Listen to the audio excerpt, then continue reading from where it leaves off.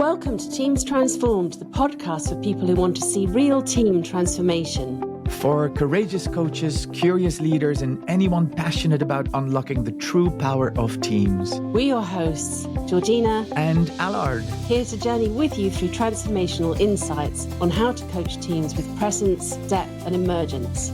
Let's explore not just the tools, but the art of transforming teams.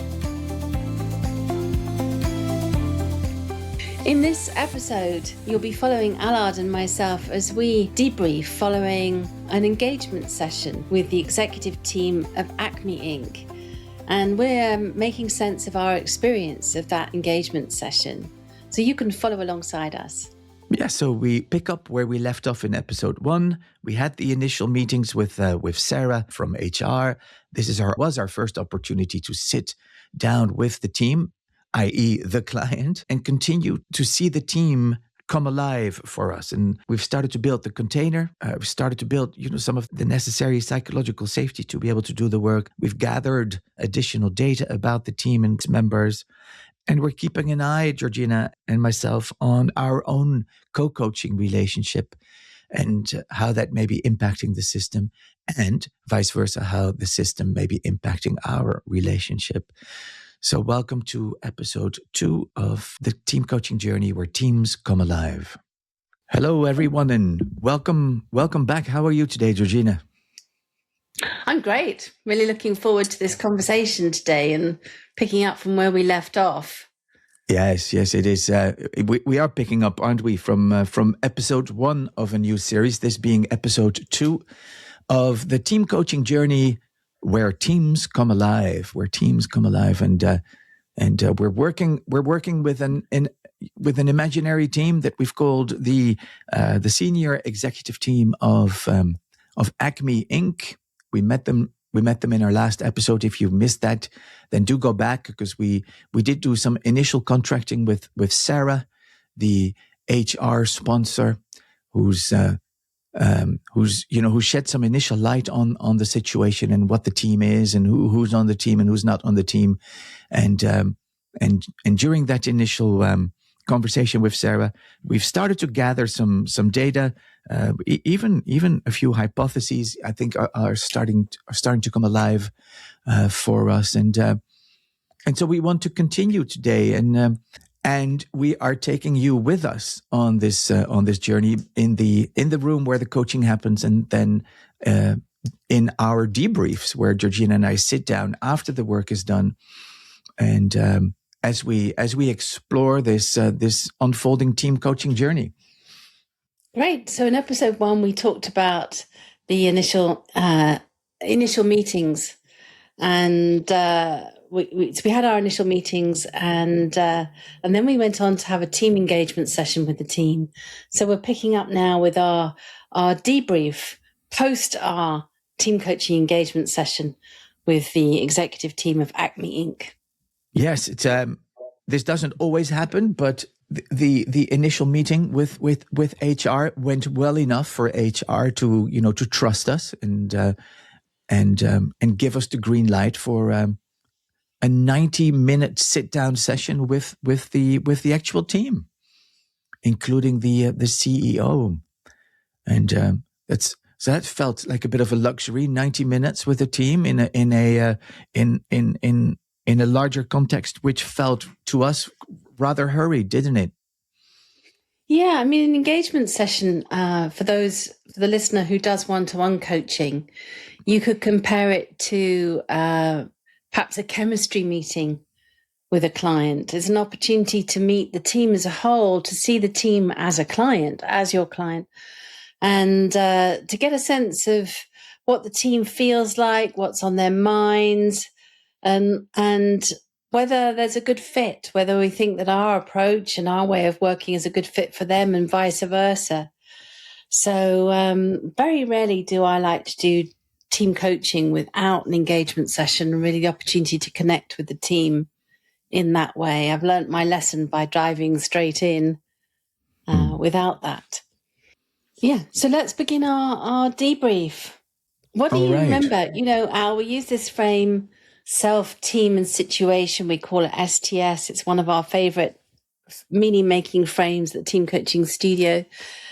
We could use that again, and maybe think about, what do we remember about the situation? What was it like? Remember how after that initial meeting, and there was something in the air about that felt very hurried, and just get on with it, and we don't have a lot of time, and the emails were short, etc.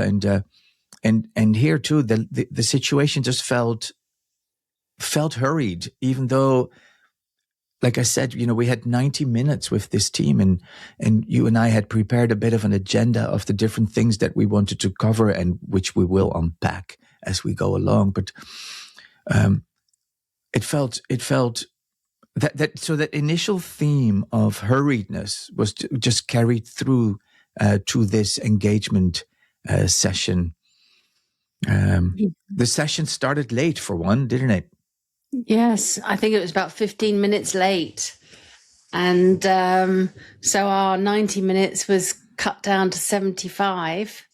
Yeah. Because they had another meeting following after, another agenda item following on from us. And so I felt a time pressure and thinking, how are we going to get through the engagement session in a good enough way in that time? Yeah. It was so even though that late start, what I liked was the fact that they were all there.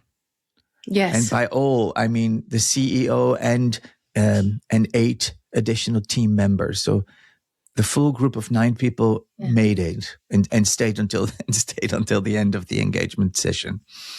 And they were actually engaged. Nobody was doing their text or email in the background. They were all in the meeting and on and participating. Yeah. Which was a good sign to me. Yeah. Yeah. So I remember, as I look back to this session, I think it started with, we asked them some fairly generic questions of, can you please introduce yourself and maybe speak to any previous experience you've had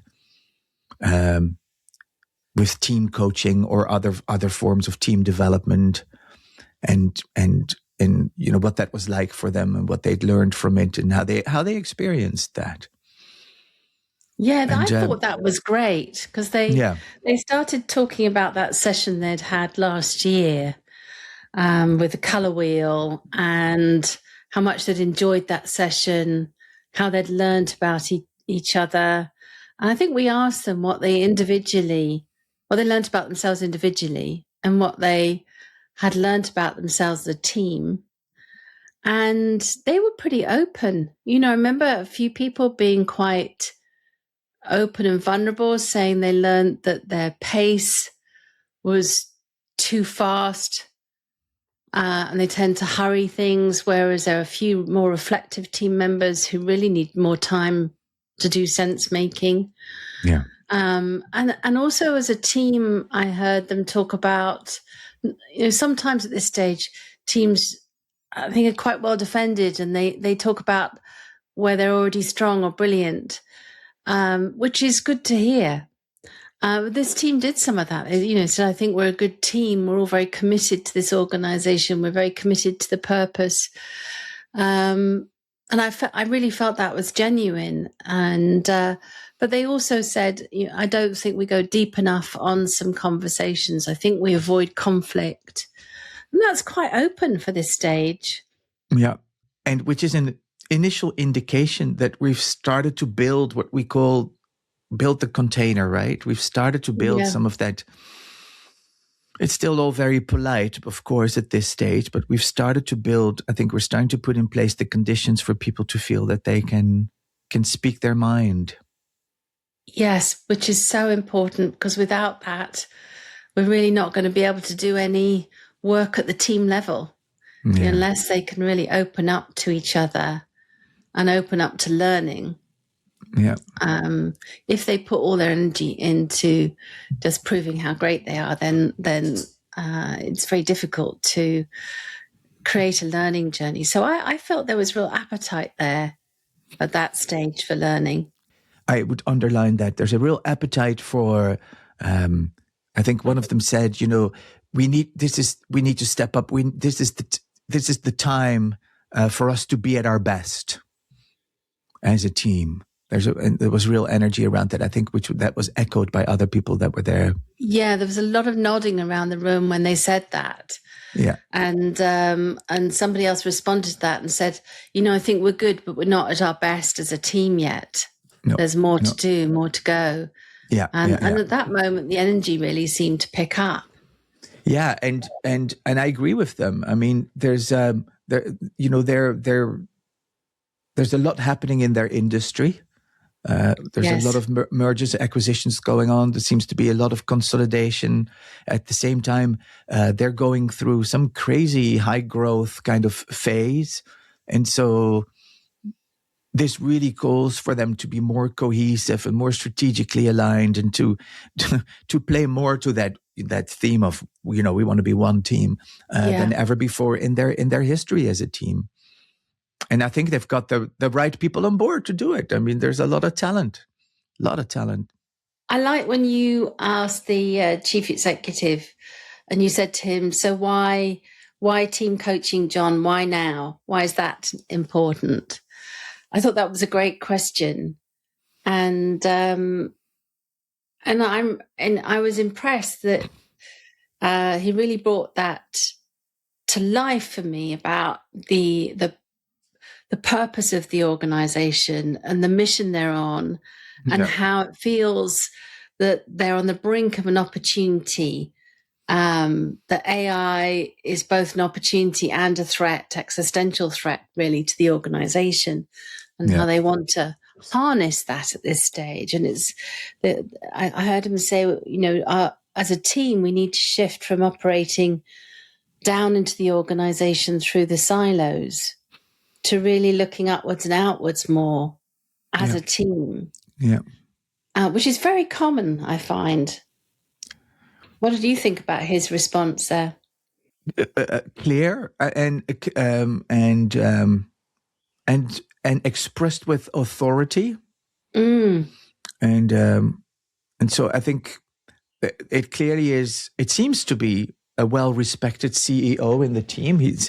John seems to be well-respected as well-established as their leader. There's a bit of a top-down power dynamic, I think, going on. I think, and I'm sure there's more that some team members wanted to share, but it's just not the right time yet. I think the container is not strong enough to, or is not deemed strong enough to. And rightfully so at this point, to hold clearly differing opinions or dissent of any kind. So more sense of positive will, wanting to signal that they're in and this is important and they want to do this work together. But we didn't really see anyone disagree with each other or any signs of conflict at this stage. No. There's to me there was a real theme around, like we said earlier, they really wanting to step up and this need to be at their best, which led to a bit of a conversation around, what good looks like, or what the being at our best, what looks like. And I felt, so this is the first S of STS, right, on myself. I felt invited to be an expert and start to explain what being at your best looks like for a team. Felt a bit of pressure to be an expert. Did you have that at all? Or?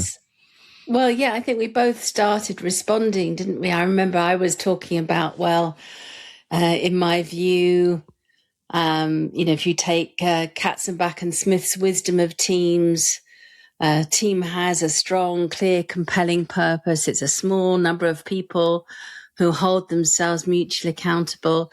I think I probably even said something about there's a load of research that supports that.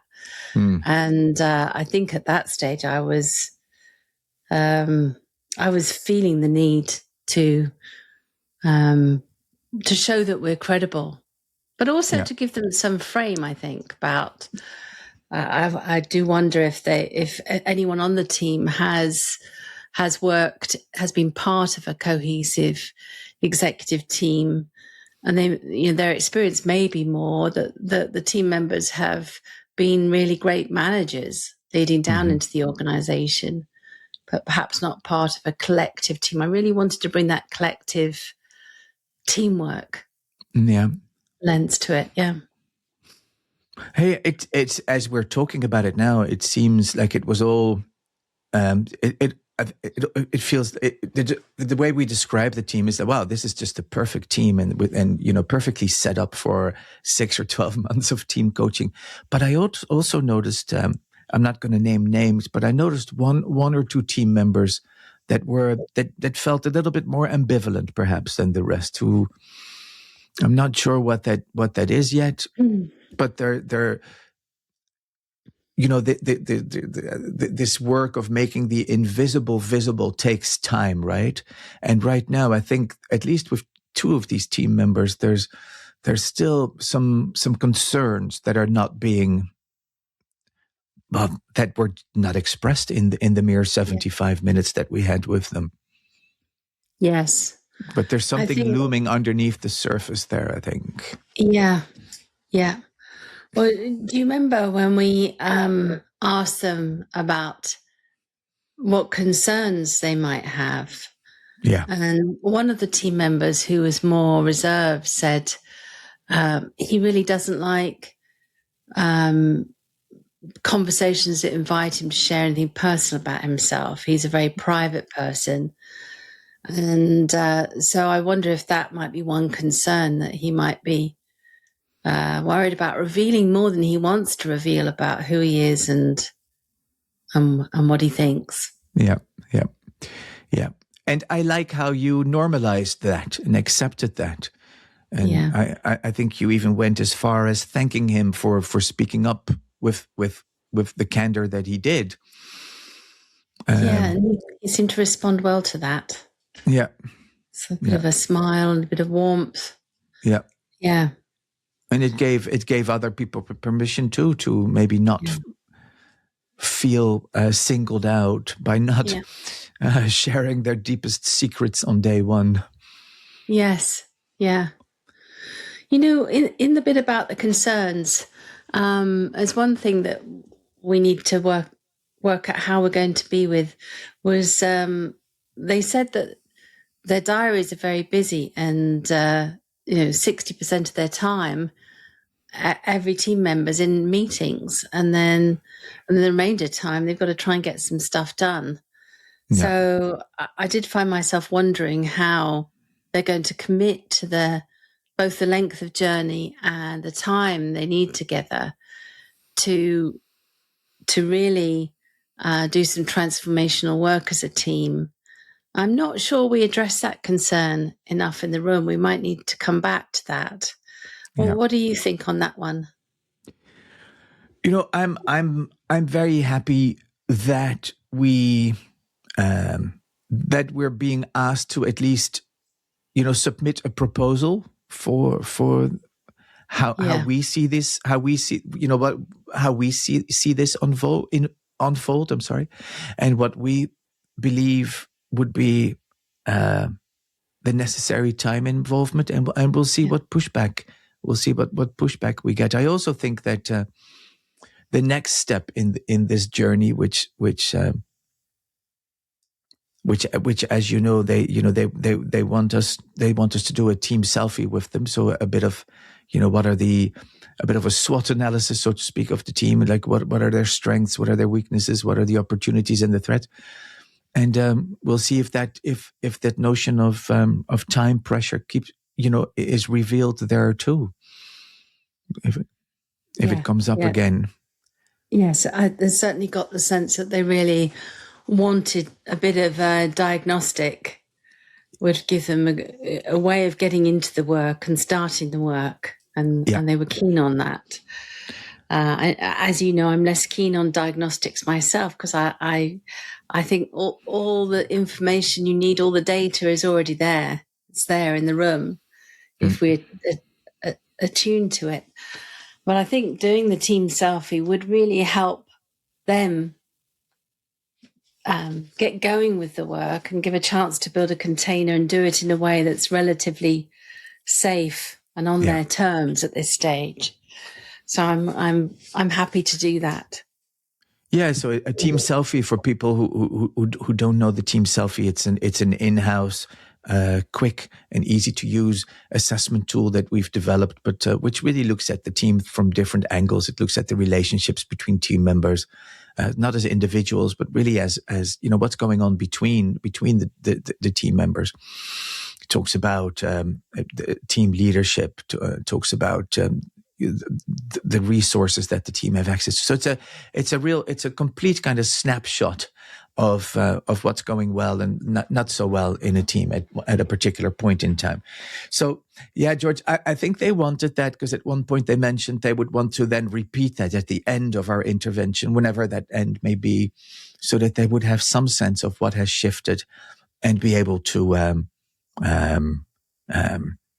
to feel that there's been some form of return on investment that way, I think, is what I got from them. Yes. Yeah. And I notice in myself, I feel some resistance to that, because through my own lens, I always think, well, team coaching isn't the only thing happening in the organization that would shift the dials on the things that Team Selfie's measuring. However, I do think it's important that the team feels a sense of progress and a sense of the dial having shifted for them, and that they've done that. And if this is what would give them that feeling, and I think it's really useful. Yeah. Yeah. So just to recap a little bit. So, so we asked them to introduce themselves. We got all the voices in the room, which was nice. Yes. We answered a lot of questions about our approach and Yes. what the different building blocks, so to speak, of this team coaching journey might be. So we gave them that. I think they certainly know us better, not just through what we said, but also how we showed up with them and how we answered the questions that we did. There was some initial talk of around what it is that they expect from the team coaching. So all of the important kind of agenda points were covered. Another indication that I got that they're really on board with this and that they want to make the most of our time together, if the proposal is accepted, of course, for the next phase, but is the fact that they asked for some one-on-one coaching alongside the team coaching with the CEO and with the different team members. Yeah, I think that was a real sign of, we're all in and we want to make the most out of this. We're all in. And, sometimes I think when there's a bit of ambivalence for team members, maybe they're thinking, well, even if we don't get anything out of this as a team, I'd really like to get something out of it for myself and get some growth out of it for myself. So it really gives them something additional. And also, I think being a team member can be quite challenging. And, what if your goal is to become a cohesive team, but you really struggle to get on with or collaborate with one or two or more of the other team members, and you're not sure they've got what it takes, or you're not sure about your own commitment to the team. So I think it's great that they've taken that up. And the one thing that would be good when we put this in the proposal is to frame it as that's one-to-one coaching in service of the team's effectiveness and the team becoming one team, becoming a cohesive team, which is ultimately how they're describing at the moment what they want. It's not about their own career development or how they lead their individual teams. It's really in service of that. So if they already have a coach that they're working with, they can keep that coach and have this, our coaching alongside, because it's a different context that we'll be looking at in this program. And I think it's important to frame that well in the proposal. Looking back, I'm happy that we went in with a bit of an agenda, like I said, Yeah. and that it seemed to be the agenda points that they, that were on their mind. So we connected, and I'm really glad that we went in with one slide and one slide only, namely, as the slide of the team coaching journey, because that little diagram seemed to land with them and answer some of the concerns that were there around, what are you going to be doing to us or with us? What is this going to look like? And what can we expect? It seemed to contribute to some of it seemed to give them enough structure to start creating a bit of safety. Yes, I agree. Yeah. They certainly did take that. So again, in our proposal, let's just make sure we put a picture of the team coaching journey visual in there, but also say this is subject to change. I'm trying to think of some helpful wording for that, but very rarely does a team coaching program actually unfold exactly like this visual. There may be more team coaching sessions. We might want to do some live action coaching or some shadow coaching, or some coaching between them and other teams, some dyad coaching. Well, I don't know. We'll have to see what's needed along the way. Yeah. I think all we can ask for at this point is this notion of good enough, right? Yeah. There seems to be good enough energy amongst the team to do the work, and I think that we've got a good enough initial contract to start working with. Like you said, it's not going to be perfect because things will emerge along the way. So before we finish our debrief on this team, can we just talk about how did we do in the room together with the team? How was our dynamic? Well, I'm glad that I took in our last debrief on, I think it was in episode 1, you suggested that maybe I kick off this meeting. And I almost did, right? Because we let the CEO kick it off and remind everyone why we're here. But then of the two of us, I was the first one to speak and kind of explain what this was going to be, what we were going to be doing together, and what we would start with, and how we would be interacting for the next 75 minutes. And so I'm thankful for your suggestion that I do that, because I think that right from the beginning it signaled that we were equals and not one guru and one briefcase holder like we joked about in episode 1. Yeah, I did find myself pulling back quite a lot, wanting to give you space, and then something I'm mindful of is. This team has a male chief executive with a lot of females on the team. So we'll see how that dynamic goes over time. We don't want to lock into the other way around of, you being perceived as the lead and me as the second, and then we'd be paralleling kind of what's happening in the team. So we may want to just be conscious of how our dynamic is influencing how the team are responding to the chief exec. So if you notice people kind of going along with you more, not pushing back, how people seem to be looking at the chief executive in the room as though they're looking for a bit of approval when they speak. I'd be really interested to see if you find a similar experience, and quite how we make sense of what dance is happening between them by noticing what happens between us. Mm-hmm. Yeah. All right. So we're gonna stop our debrief here, and maybe just remind, maybe just a quick message to the listeners, just to underline, Georgina, the importance of having a team engagement session as part of your overall approach to your own team coaching journeys, whatever they end up looking like.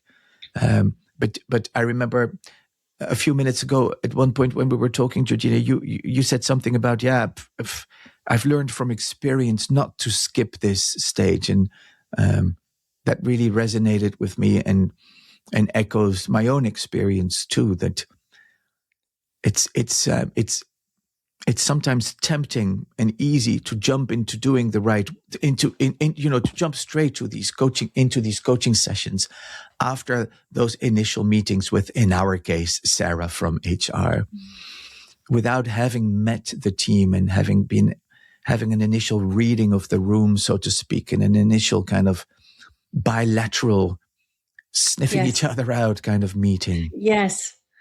In fact, I used to request a meeting with the team leader and kind of take the brief, as it were, from the team leader. And out of my awareness, I didn't realize that what I was doing then was setting up a dynamic whereby I'm really seeing the leader as my client and taking their view of what the work is with greater emphasis than the sense of what the team's making of it, and that can create a bit of passivity in a team and a bit of lack of ownership of the work. And so I'm really interested in how, with this team, how we build on what we've done so far, and how we get the team to really co-own the work, or ultimately, so they own more of it than we do. They're really holding this as a whole team. Yeah. So that's, I think, our parting message in this episode is don't skip it. There's different ways of designing a team engagement session. We've kind of, in our debrief, outlined the agenda that we worked to with Acme, but feel free to adapt that, of course, as always. But don't skip it. Do meet the team. Do start building the container. Do start to bring the different voices into the room before you're ready to before you think you're ready to kick off the actual coaching. Wonderful. So we'll see you soon for episode 3. Remember, we're now Acme have asked us to submit a costed proposal and start thinking about doing some discovery work, and so we can unpack that more in episode 3. See you soon. See you soon.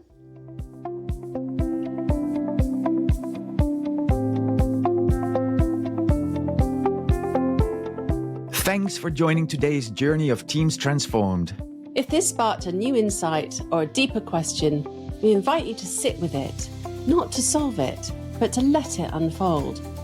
For resources, community, and reflection prompts, visit teamcoachingstudio.com. Until the next time, stay present, stay curious, and keep leaning into the art of emergence.